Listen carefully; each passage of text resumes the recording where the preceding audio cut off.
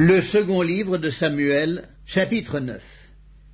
David dit: Reste-t-il encore quelqu'un de la maison de Saül pour que je lui fasse du bien à cause de Jonathan?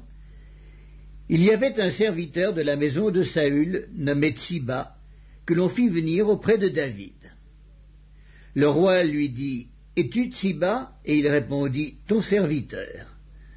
Le roi dit: N'y a-t-il plus personne de la maison de Saül pour que j'use envers lui de la bonté de Dieu? Et Tsiba répondit au roi: Il y a encore un fils de Jonathan perclus des pieds.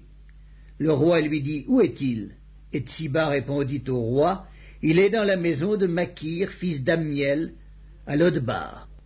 Le roi David l'envoya chercher dans la maison de Makir, fils d'Ammiel, à Lodbar. Et Méphibosheth, fils de Jonathan, fils de Saül, vint auprès de David, tomba sur sa face et se prosterna. David dit: Méphibosheth. Et il répondit: Voici ton serviteur.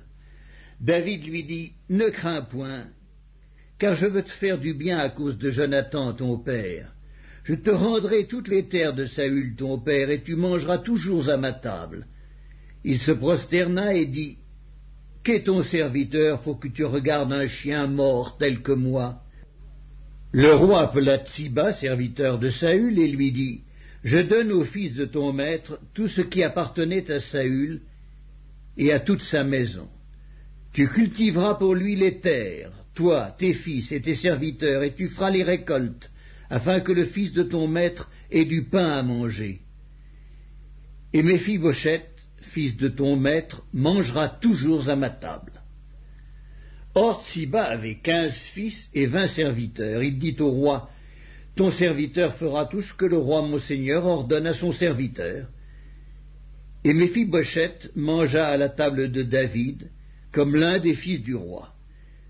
Méphibosheth avait un jeune fils nommé Mika, et tous ceux qui demeuraient dans la maison de Tsiba étaient serviteurs de Méphibosheth.